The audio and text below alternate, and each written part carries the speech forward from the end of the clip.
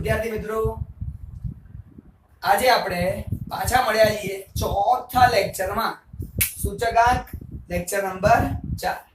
ગયા લેક્ચરની અંદર લાસ્પેયર, પાશે અને ફિશર એ ત્રણના સૂત્રો કર્યા હતા અને આજે આપણે એનો દાખલો ગણવાનો છે. તો પહેલા તો જે ગયા લેક્ચરમાં ભણ્યા હતા સૂત્ર, એ સૂત્રને અહીંયા ફરીથી લખી નાખો એટલે તમારા મગજમાં ઓલું ક્લિક થઈ જાય કે આ સૂત્ર હતું. તો લાસ્પેયર, પાશે અને ફિશરનું સૂત્ર પહેલા લખી નાખું. તો ત્રણ સૂત્રો.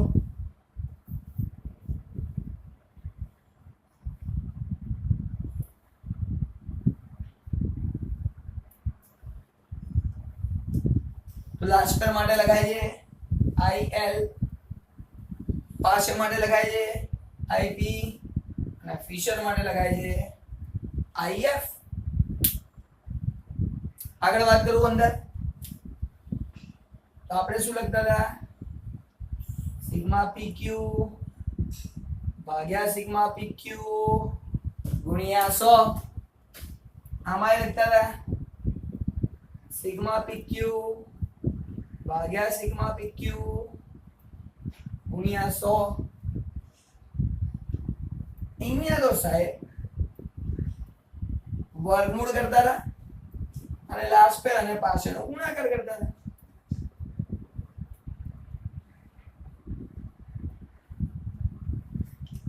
લાસ્પેયર ગુણ્યા પાશેનો ગુણાકાર એનું વર્ગમૂળ કરો એટલે તમને મળે ફિશરનો સૂચકાંક. સાહેબ અહીંયા અધૂરું છે, ચાંદલો કોણ કરશે? તો લાસ્પેયરના લગનમાં કેટલાનો ચાંદલો કર્યો તો? 1000 રૂપિયાનો.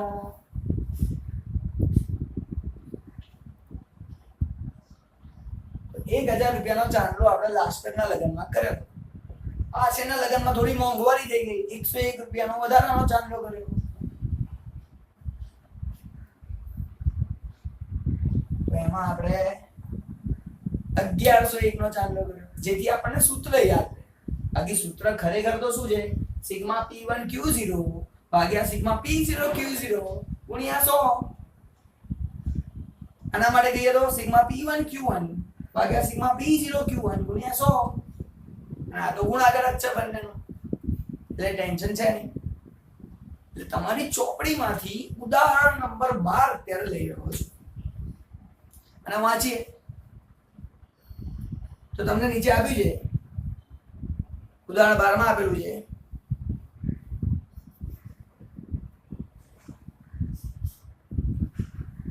2015 ને આધારે 2016 નો લાસ્પેયર, પાશે અને ફિશરનો સૂચકાંક શોધો. અને એમાં કીધું છે કે 2015 ની કઈ માહિતી આપી છે? તો ખાવા પીવાની વસ્તુઓની માહિતી આપી છે અને એનો ઉપયોગ અને એની કિંમત આપેલી છે. તો આપણે પહેલા તો લખી નાખીએ વસ્તુઓ, કે કઈ કઈ વસ્તુઓ ખાવા પીવાની વાપરાય છે. તો પહેલું લખું છું વસ્તુ.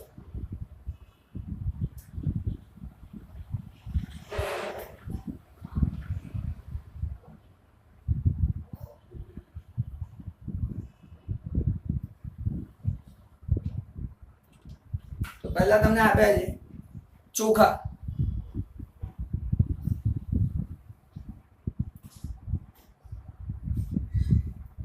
પછી તમને આપ્યું છે દૂધ,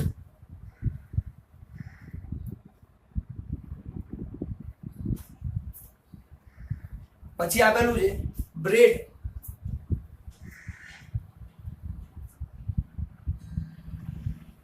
અને પછી આપેલું છે કેળા. તો 4 ખાવા પીવાની વસ્તુઓની એના વાત કરી છે. એની સામે તમને આપેલું છે બાજુમાં એકમ. તો અહીંયા લખી છે એકમ.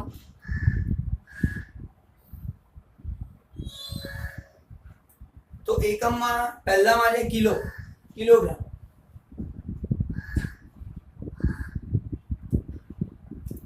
પછી લખ્યું છે એને લીટર,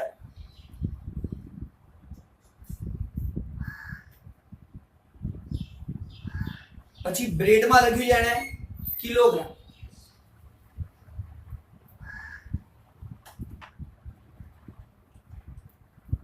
અને કેળામાં લખ્યું છે ડઝન.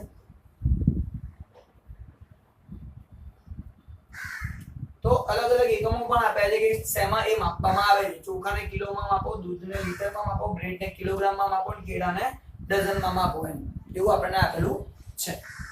હવે એની સામે જે મહત્વની વાત આપી છે, વર્ષ 2016 અને 2015 ની માહિતીઓ આપેલી છે. તો પહેલા હું લખી નાખું.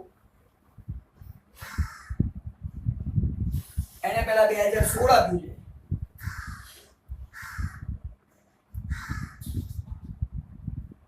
પછી 2015 આપેલું.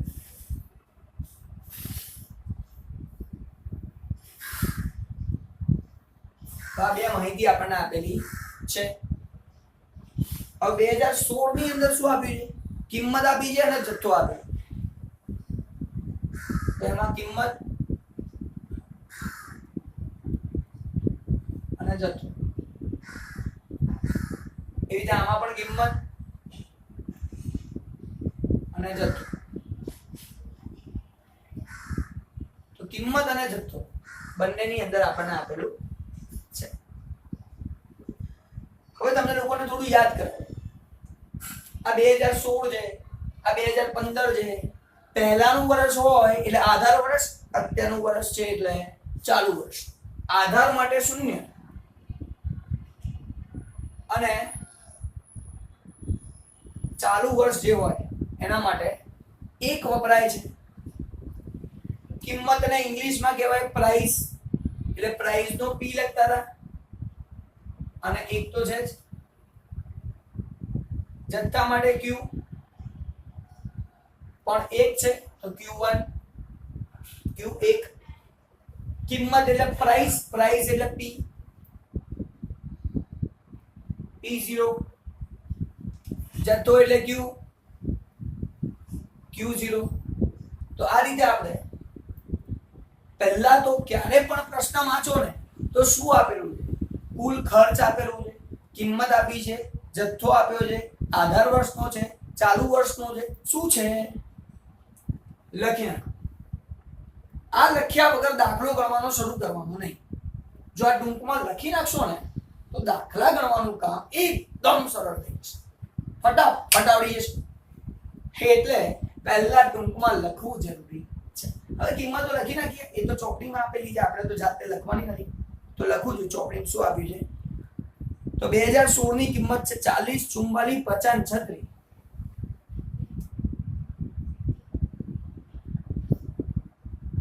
40, 44,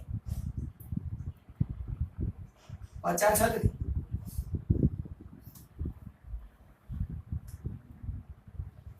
એટલે એવું કહે છે ચોખાનો 1 કિલોગ્રામનો ભાવ 40 રૂપિયા, દૂધનો 1 લીટરનો ભાવ 44 રૂપિયા, બ્રેડનો 1 કિલોગ્રામનો ભાવ 50 રૂપિયા, કેળાનો 1 ડઝનનો ભાવ 36 રૂપિયા. તો આપણને આનો મતલબ આવો થાય છે એ આપણને ખબર હોવી જોઈએ. આગળ જઈએ. સામે જથ્થો આપ્યો છે, કેટલો ખરીદ્યો એમ વાપર્યો 1.5 કિલો. એટલે આના માટે જથ્થા માટે કીધું છે 1.5 કિલો. પછી દૂધમાં 10 લીટર,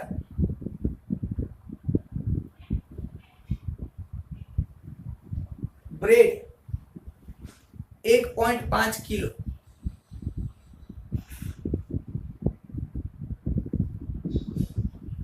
અને ડઝન કેળાની વાત છે 1.5 ડઝન.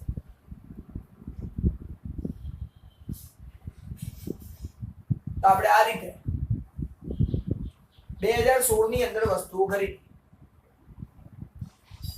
2015 માં કિંમત આવી છે 39, 40, 45 અને 30.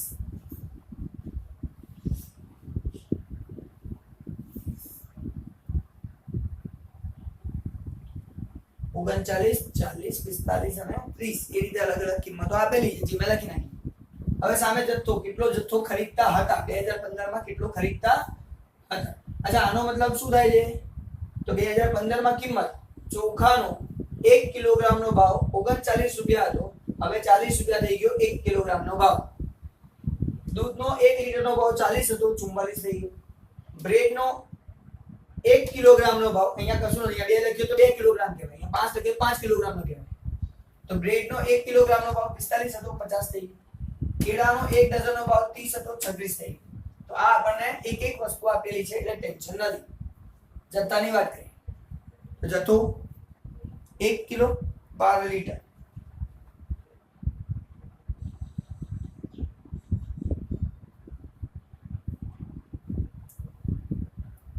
બે કિલો ને 2 ડઝન.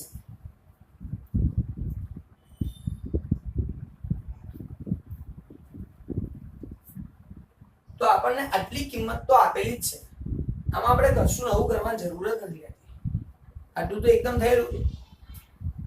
તો કિંમત આપી P1 Q1 P0 Q0, અને આટલું કામ થાય એટલે આપણે તો એકદમ સરળતાથી બિલકુલ પરફેક્ટ થઈ ગયું, બધું ખબર પડી ગઈ શું છે. તો હવે લાસ્ટ પેર પાર્શિયલ ફિશરનો સૂચકાંક શોધવા માટે આપણને કોની જરૂર છે સાહેબ? સિગ્મા P1 Q0 ભાગ્યા P0 Q0. તો P1 Q0 જોઈએ, P0 Q0 જોઈએ, ગુણાકાર કરીશું, પછી સરવાળો કરીશું. P1 Q1 જોઈએ, ગુણાકાર કરીશું, સરવાળો કરીશું. P0 Q1 જોઈએ, ગુણાકાર કરીને સરવાળો કરીશું. તો આ રીતે આપણે બધું કરીશું. તો આમાં પણ ચિંતા નહીં કરવાની.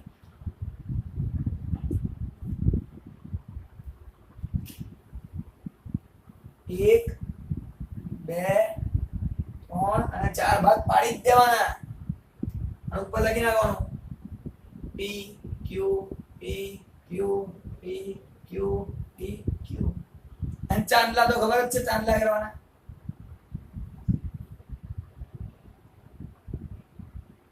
એક 1000, 1101 ચાંદલો કરતા આપણે 4 વખત લખી નાખવાનું બિંદાસ, વગર ટેન્શન. એટલે આપણે શું ગણતરી ખબર જ પડે કે લાઈનમાં જ આની નીચે આની નીચે એટલે લાસ્ટ પર પાસે પૂરા બંનેનો ગુણાકાર જવાબનો કરી વર્ગમૂળ કરી દે ફિશર. તો ગણતરી એકદમ સહેલી. પણ આ ગુણાકાર કરતા પહેલા જે ખાસ ધ્યાન રાખવાનું છે, જ્યારે એકમ આપ્યા હોય છે, અહીંયા એકમમાં બધું એક છે, તો કોઈ ચિંતા છે નહીં. આ કિંમતમાં કોઈ ચિંતા નથી, કારણ કે આ બધું આ એક છે એનો મતલબ આ કિંમત બી 1 કિલોગ્રામ, આ 1 કિલોગ્રામની કિંમત જ છે, આ 1 લીટરની કિંમત જ છે, આ 1 કિલોગ્રામની કિંમત, આ ડઝનની કિંમત. એટલે એમાં ચિંતા કરવાની જરૂર જ નથી, કારણ કે એક જ છે. બીજી એક વસ્તુ ચેક કરવાની, આ કિલોગ્રામમાં છે, સામે જથ્થો કિલોગ્રામમાં છે, અહીંયા પણ કિલોગ્રામમાં છે, નો પ્રોબ્લેમ, પરફેક્ટ, ટેન્શન. આ લીટર છે, આ લીટર છે, આ બી લીટર છે, નો પ્રોબ્લેમ, નો ટેન્શન. આ કિલોગ્રામ છે, આ બી કિલોગ્રામ છે, આ બી કિલોગ્રામ છે, નો ટેન્શન. ડઝન છે, આ બી ડઝન છે, આ બી ડઝન છે, નો ટેન્શન. આ ચેક કરવું ખાસ જરૂરી છે. એક તો આ એક છે બધું, એટલે કિંમતનું ટેન્શન નથી. ભાઈ આ જે એકમ છે એ જ એકમમાં જથ્થો આપેલા છે તો બી ટેન્શન નથી. જો આ બદલાય તો દાખલામાં ટ્વિસ્ટ કહેવાય, કહાની में ट्विस्ट है એવું આપણે કહી શકીએ. ચલો, અત્યારે તો કોઈ ટ્વિસ્ટ નથી, સીધી દાખલાની ગણતરી.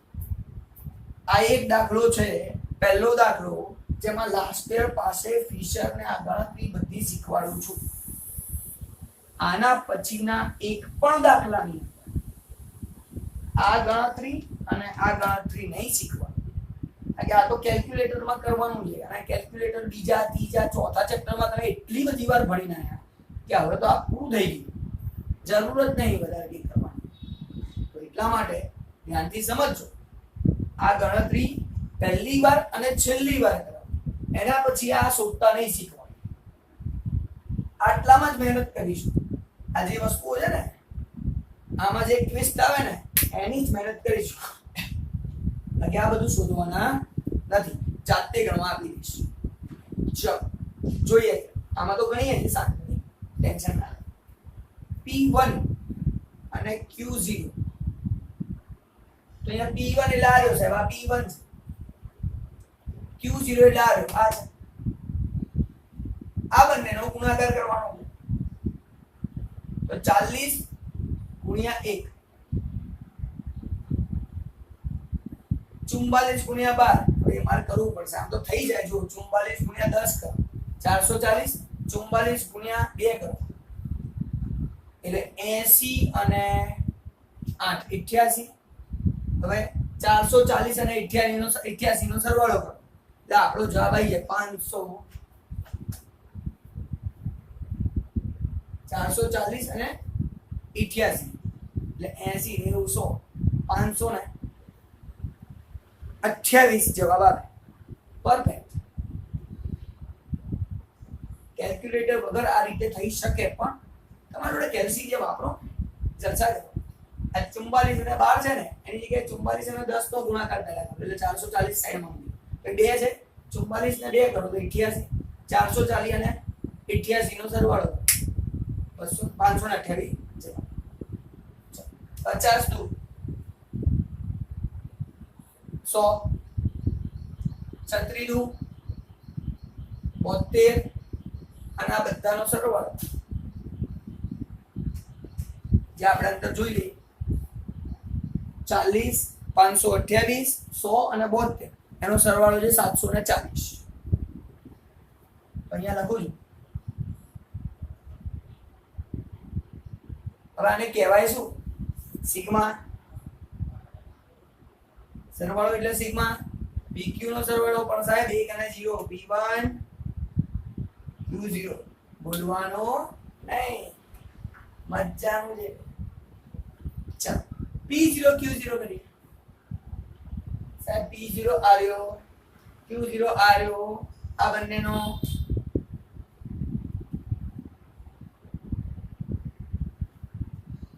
ચાલીસ ગુણ્યા 12, 12 ચોક 48, શૂન્ય લગાવી દો. 45 દુ 90, 30 દુ 60. આનો સરવાળો કરીએ 39, 480, 90 અને 60, 669, 6, 6, 9. ફરી આ સિગ્મા છે, PQ નો સિગ્મા છે 1000. લાઈનમાં તો ઉપર કરી દો તો નીચે બી લાઈનમાં જ મળશે એટલે આપણું ટેન્શન ઓછું. P1 Q1, આ P1 અને આ Q1, આ બંનેનો ગુણાકાર કરવાનો 40 ગુણ્યા 1.5 60, 44 ગુણ્યા 10 440, 50 ગુણ્યા 1.5 75, 36 ગુણ્યા 1.5 54. સરવાળો કરીએ 60, 404, 40, 75, 54 અને એનો સરવાળો છે 629. સરવાળો એટલે સિગ્મા. સિગ્મા PQ 1 તો છે જ એટલે P1 Q1 1101 બાકી. ચલો P0 Q1, તો આ છે આપણા માટે P0 અને આ છે આપણા માટે Q1. તો આ બંનેનો ગુણાકાર કરવાનો, આ બંનેનો ગુણાકાર કરતા કરતા લખતા જઈએ તો 39 ગુણ્યા 1.5 58.5, 40 ગુણ્યા 10 અંદર જોવાની જરૂર નહીં, મીંડું જ લગાવવાનું છે. 45 ગુણ્યા 1.5 તો 45 ગુણ્યા 1.5 67.5, 30 ગુણ્યા 1.5 45,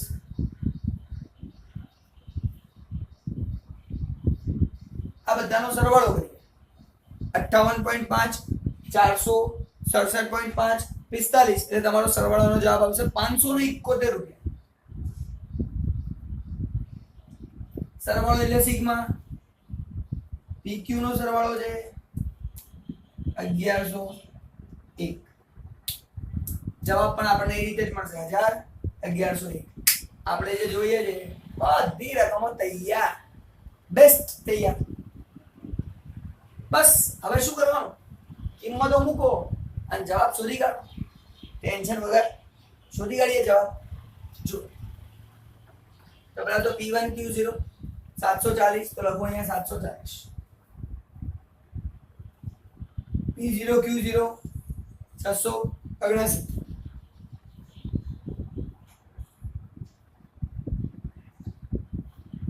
ગુણ્યા 100. કેલ્ક્યુલેટરમાં આનો જવાબ લાવશો તો તમારો જવાબ આવશે 110.6128.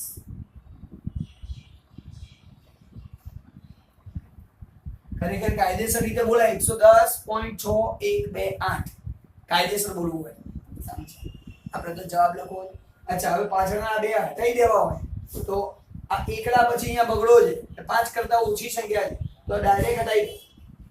5 કે તેથી ઉપર હોય તો એકની જગ્યાએ 2 કરવું પડે.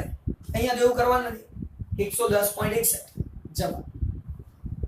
ચાલો બીજો જવાબ જોઈએ. P1 Q1 લખવાનું 629. P0 Q1 571 ગુણ્યા 100. હવે આને આપણે ભાગાકાર કરીને કરીશું એટલે આપણો જવાબ આવશે 110.1574. આ થઈ ગયો આપણો જવાબ. પણ આની અંદર જે ધ્યાન રાખવાનું છે, આ પાછળના બે હટાવવા માટે આ 5 થી વધારે છે, 5 કે તેથી વધારે હોય એટલે આગળ એક ઉમેરવું પડે. અહીંયા 5 ની જગ્યાએ 6 કરી દઈએ તો આને આપણે હટાવવા માટે અહીંયા કરવું પડશે 6. તો 110.16 એ આવશે આપણો જવાબ. છેલ્લે ફિશર તો એકદમ સહેલો છે. આ બંને જવાબોનો ગુણાકાર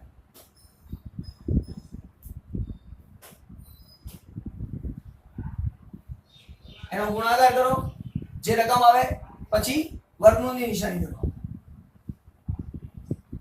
એટલે તમારો જવાબ આવશે 110.3847. ફરી બે આંકડા રાખવા છે, એના પછી આંકડો 4 છે, 5 થી ઓછો છે તો સીધું હટાડી દો. તમારો જવાબ 110.38 થાય. તો આજે જે આપણે ભણ્યા લાસ્પેર પાસે અને ફિશરની 100% ગણતરી, છેક થી લઈને છેક સુધીની બધી ગણતરી કરાવે. નેક્સ્ટ દાખલામાં આટલામાં મહેનત કરીશ, આગળનું બધું જાતે કરવાનું આવશે. સમજજો, એટલે આ દાખલો બહુ મહત્વનો છે તમારા માટે. બીજી વસ્તુ કહી દઉં, અહીંયા કોઈ જ ફેરફાર થયો નહોતો. શું કારણ છે? એક તો બધું એક એકમ માટે આપેલું છે એટલે કિંમતને કોઈ ટેન્શન નથી, અને જે એકમ આપેલો છે એ જ એકમમાં જથ્થો છે એટલા માટે પણ કોઈ ટેન્શન નથી. તો બંને પરિસ્થિતિમાં અહીંયા બંને સરખું હોવાથી, આ બધું સરખું હોવાથી અને એક એકમ હોવાથી આપણે કોઈ ફેરફાર કરતા નથી. મળીએ છે નવા લેક્ચરમાં નવા ટોપિક સાથે, પણ ફક્ત આટલામાં મહેનત, બીજી બધી જાતે મહેનત કરવાનું કહીશ. Bye, see you.